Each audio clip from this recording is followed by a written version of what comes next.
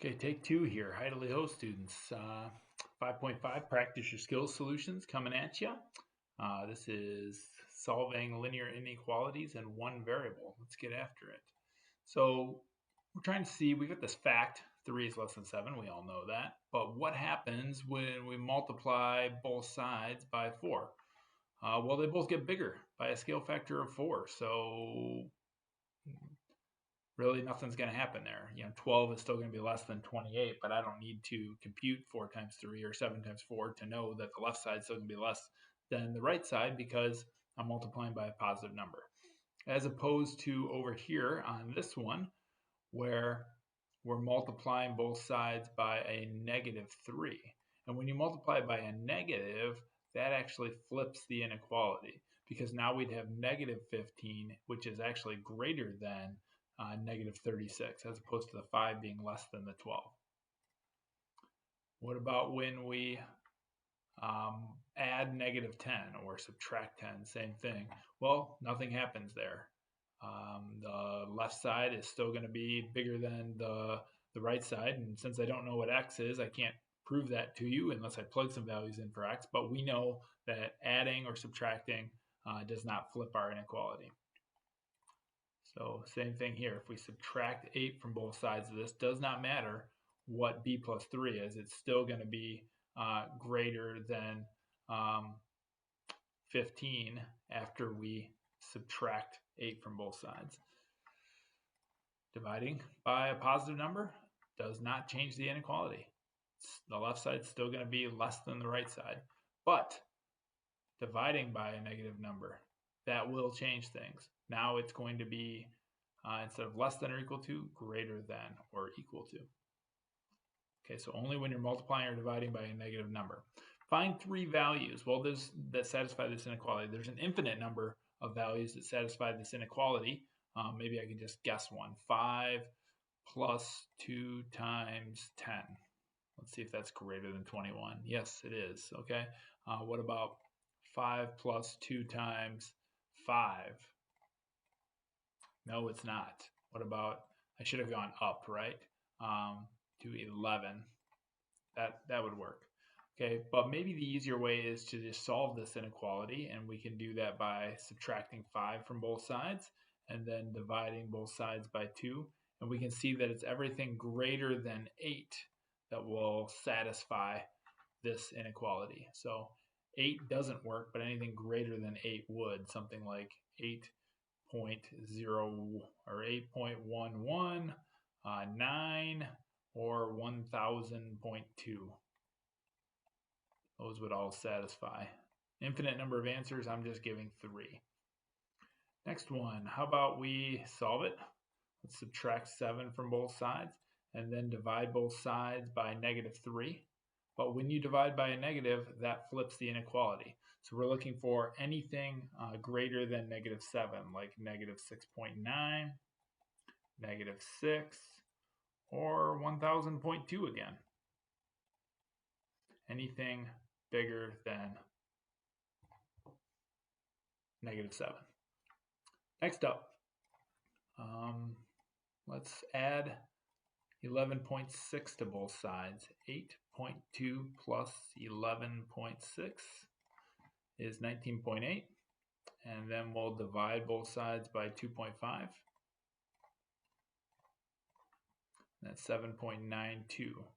So C has got to be less than 7.92. So C could be 7.91. C could be 0. C could be negative 1000.2. Not sure why I'm stuck on 1000.2, but any of those answers. And on this one, let's start by subtracting 4.7 from both sides. So we'll take that negative 25.3 and subtract 4.7. That gives us negative 30. And then we'll divide both sides by negative 3. Oh, I'm sorry, actually it's negative 30 divided by negative 3.25. Comes out a lot uglier. So D, we have to flip the inequality because we divided by a negative. So D needs to be less than 9.23-ish, or as a fraction, 120/13. So how about we say less than, so it could be 9.23, because that would be less than 12/13, which is 9.2307-ish. It could be -1, it could be -1 million.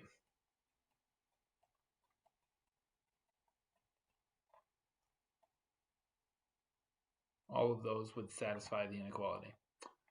Give the inequality graphed on the number line. Okay, not a lot going on here. So we'll say x is less than, or because it's pointing to the left, or equal to, because it's a colored in dot right there, -1.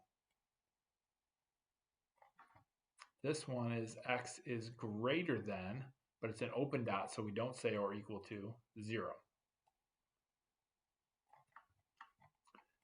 Greater, because it's pointing to the right, or equal to, because it's a colored in dot, -2. X is greater than or equal to -2. This shows all of those numbers that satisfy that inequality. D, interesting here. So we know that it's between -2 and 1. That's what that graph is showing. So all the numbers between -2 and 1, exclusively, meaning excluding -2 and 1. So we're not going to do the or equal to lines.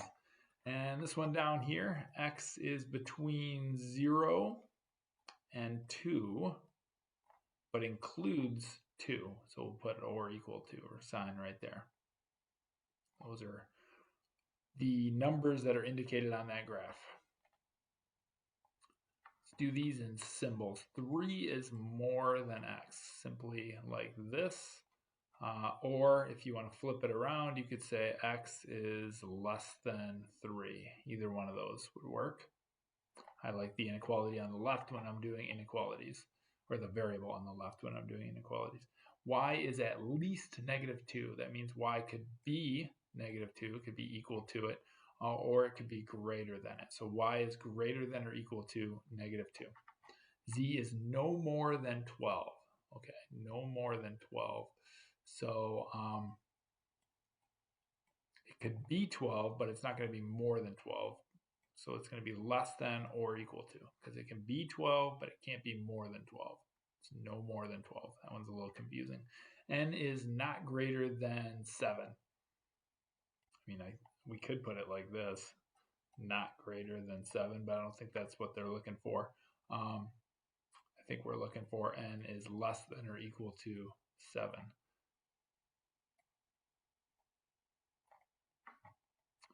And graphing on a number line here. Okay, so I'll start with making my number line.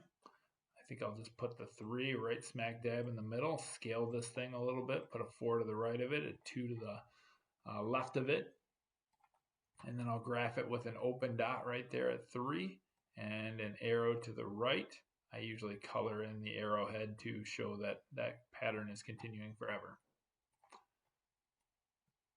Okay, again, let's do our number line. Just a quick sketch here. There's -1, here's 0, here's -2. We're going to do an open dot at the -1 and an arrow to the left to show all the numbers that are less than -1. Coloring in that arrowhead. Here's 2, here's 3, here's 1. This really isn't any different than the previous one. Open dot at 2, arrow to the left. And the last one, put our 0 in the middle, 1 to the right, and -1 to the left. And we're going to do a closed dot this time because the solution set includes 0 and everything to the right. All right, that's all I got for you for lesson 5.5, solving linear inequalities in one variable.